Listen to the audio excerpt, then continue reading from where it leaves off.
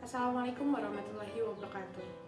Halo, perkenalkan nama saya Triwahyuni. Pada video kali ini, saya dengan teman saya akan melakukan simulasi konseling. So, ya, selamat menyaksikan. Silakan masuk, Mbak. Ya Mbak, makasih. Iya, silakan duduk ya. Oke. Sebelumnya perkenalan dulu, Mbak, silakan. Ya, saya Afina Rohimatunisa. Oke, Mbak Afina Rohimatunisa ya. Biasanya dipanggil siapa?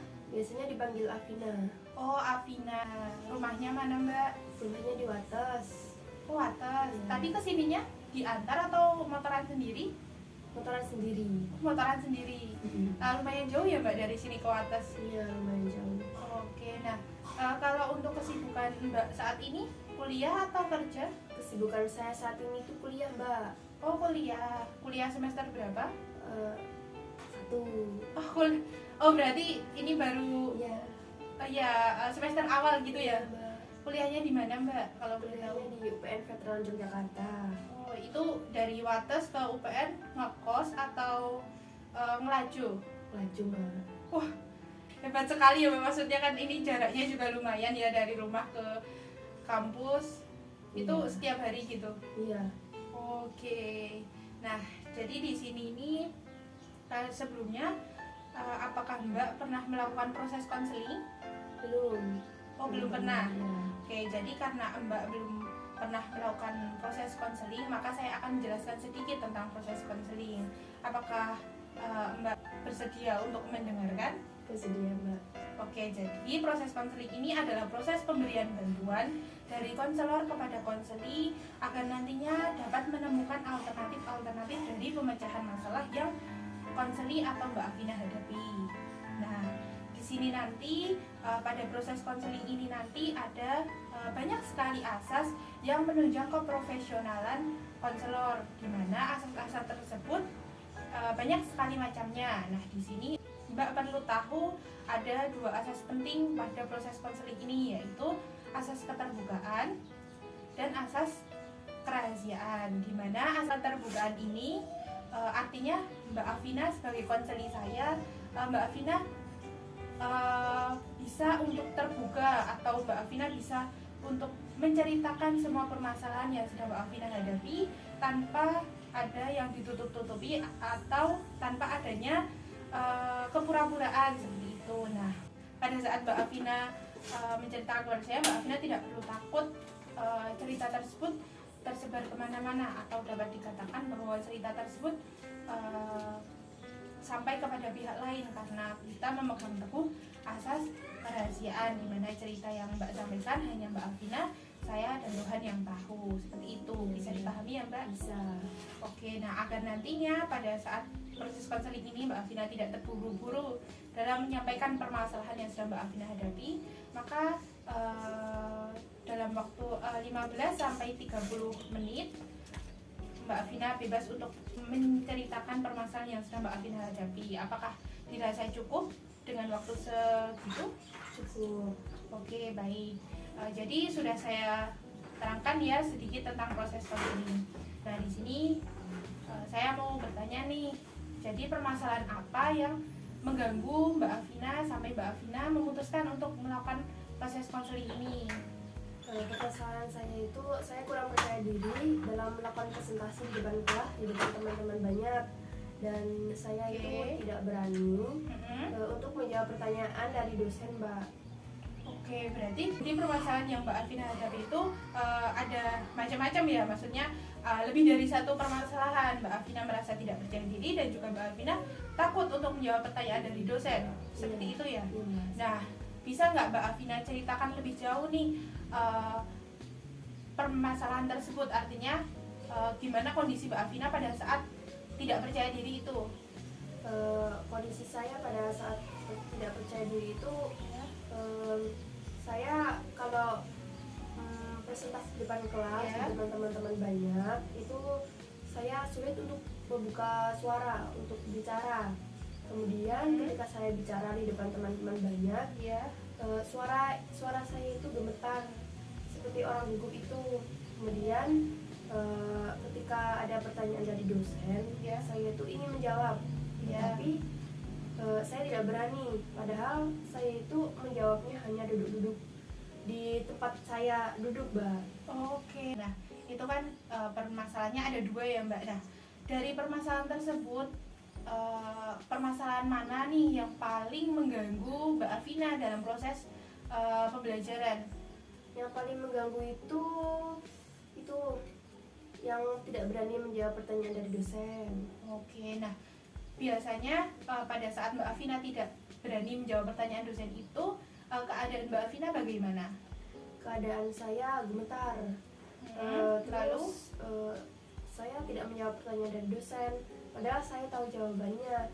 Dan saya itu sebenarnya menjawab pertanyaan dari dosen itu tidak harus maju. Ya. Yang artinya saya menjawab pertanyaan itu di tempat duduk saya, tetapi saya tidak percaya diri, Mbak, tidak berani melakukan itu. Oke, berarti di sini kasusnya itu Mbak Afina tidak memiliki keberanian ya untuk menjawab pertanyaan dari dosen, walaupun itu dari tempat duduk seperti itu ya. Nah, dari permasalahan itu apa yang biasanya Mbak Afina lakukan pada saat Mbak Afina di posisi seperti itu? Saya cenderung diam dan lebih menenangkan diri, Mbak. Oke, nah apakah dengan Mbak Afina diam dan menenangkan diri, Mbak Afina merasa nyaman? Tidak, Mbak, saya tidak merasa nyaman. Oh, berarti Mbak Afina juga tidak merasakan nyaman ya sebenarnya? Iya. Oke, nah dari permasalahan tersebut sebelumnya apakah Mbak Afina sudah pernah mencoba untuk memberanikan diri menjawab pertanyaan dari dosen? Sejauh ini belum. Oh, belum. Nah, itu Mbak Afina pun juga belum pernah mencoba untuk menjawab pertanyaan dari dosen. Tetapi Mbak Afina sudah merasa tidak berani dahulu. Memang kadang pikiran-pikiran negatif lebih cenderung menutupi pikiran positif. Padahal sebenarnya seperti ini, Mbak. Apa yang kita lakukan belum tentu berakibat buruk. Artinya tidak semua kegiatan itu hasilnya buruk. Pasti ada hasil yang baik, atau dapat dikatakan juga Mbak Afina mendapatkan, misal kalau Mbak Afina menjawab pertanyaan dari dosen juga Mbak Afina mendapat tambahan nilai kan? Iya. Nah, tadi kan Mbak Afina sudah mengatakan kepada saya permasalahan yang sedang Mbak Afina hadapi. Artinya Mbak Afina juga sudah mengetahui kapasitas diri Mbak Afina.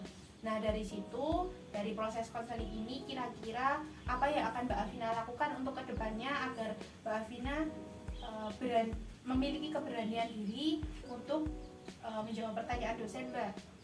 Yang pertama, saya akan berusaha dalam 3 hal.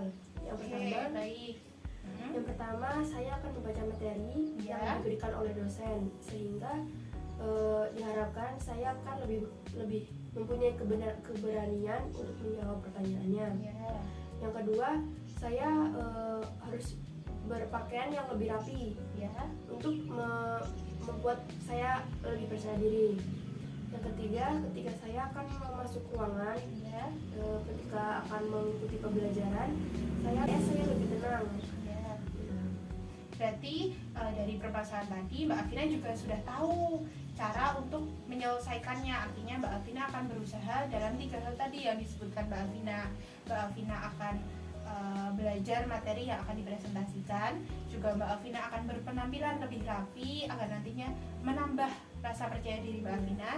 Dan yang ketiga, Mbak Afina tidak lupa untuk berdoa agar nanti diberi kelancaran dalam proses pembelajaran. Seperti itu ya Mbak Afina. Oke, baik. Nah, setelah proses konseling ini, apa yang sekarang Mbak Afina rasakan? Setelah melakukan konseling ini, saya merasa lebih lega dan lebih tenang. Berarti Mbak Afina sudah paham nantinya apa yang akan dilakukan oleh Mbak Afina ke depannya? Iya, betul. Oke, baik. Nah, karena Mbak Afina juga sudah tahu apa yang akan Mbak Afina lakukan dan apa yang akan Mbak Afina kerjakan untuk kedepannya, sekarang ini nanti saya ada tugas untuk Mbak Afina. Wah, tugas apa? Tugasnya tenang saja. Jadi tugasnya ini adalah nanti Mbak Afina menuliskan pada saat Mbak Afina merasa tidak percaya diri. Nah, dimanapun Mbak Afina merasa tidak percaya diri, Mbak Afina tuliskan pada selembar kertas. Lalu nanti di sebelah kertasnya Mbak Afina tulis apa yang Mbak Afina lakukan pada saat Mbak Afina merasa tidak percaya diri. Seperti itu, bisa dipahami? Bisa. Oke, nah tugas itu nanti dikumpulkan, diberikan kepada saya sekitar 2-3 minggu ke depan pada proses konseling selanjutnya. Apakah bisa dimengerti Mbak Afina? Bisa dimengerti. Oke, bisa. Nah, sebelum sesi ini berakhir, saya meminta tolong kepada Mbak Afina untuk mengisi lembar evaluasi. Sebentar ya, saya ambilkan lembar evaluasinya dulu.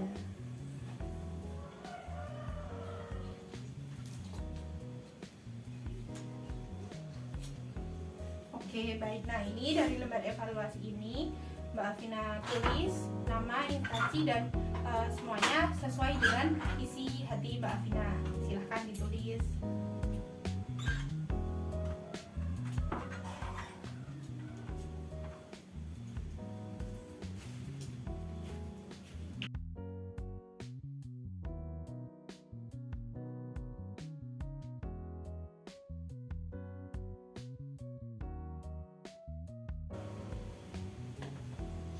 Sudah selesai ya Mbak? Oke, makasih ya Mbak Afina.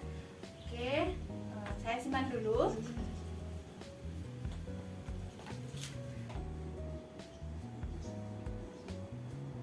Oke Mbak Afina, dari proses konseling tadi saya sedikit menyimpulkan bahwa awalnya tadi Mbak Afina tidak percaya diri dan Mbak Afina tidak memiliki keberanian untuk menjawab pertanyaan dari dosen. Nah, Mbak Afina juga akan melakukan 3 hal tadi ya yang Mbak Afina sebutkan.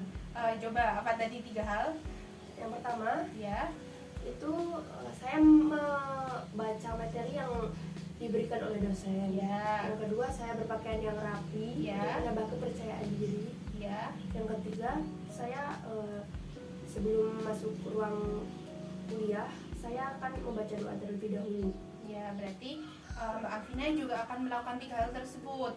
Mbak Afina akan lebih memahami materi atau belajar dahulu sebelum Mbak Afina presentasi, atau materi yang akan disampaikan keesokan harinya, dan juga Mbak Afina akan berpenampilan lebih rapi, artinya Mbak Afina mengenakan baju pakaian yang Mbak Afina senangi akan menambah rasa percaya diri Mbak Afina. Dan yang ketiga, Mbak Afina juga akan berdoa, selalu berdoa dalam setiap hal yang Mbak Afina lakukan.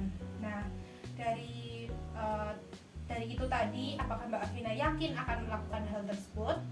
Yakin, saya yakin. Oke, berarti Mbak Afina juga yakin ya akan melakukan hal tersebut. Iya. Nah, karena permasalahan tadi sudah maksudnya sudah memiliki alternatif dari pemecahan masalah, ada lagi nggak nih yang mau Mbak Afina sampaikan kepada saya terkait dengan permasalahan yang sedang Mbak Afina hadapi? Tidak. Berarti udah nggak ada ya? Iya, ada cukup. Oke, sudah cukup. Nah, karena Mbak Afina juga sudah merasa cukup, saya mengingatkan jangan lupa dengan kesepakatan yang sudah kita buat, dan juga jangan lupa dengan tugasnya, yaitu tugas menulis tadi tugas yang sudah saya sampaikan. Nah, jangan lupa dengan itu semua, dan nanti kalau pulang hati-hati di jalan ya. Iya. Kalau begitu, saya pamit dulu ya Mbak. Oke, nanti hati-hati di jalan ya. Iya, makasih.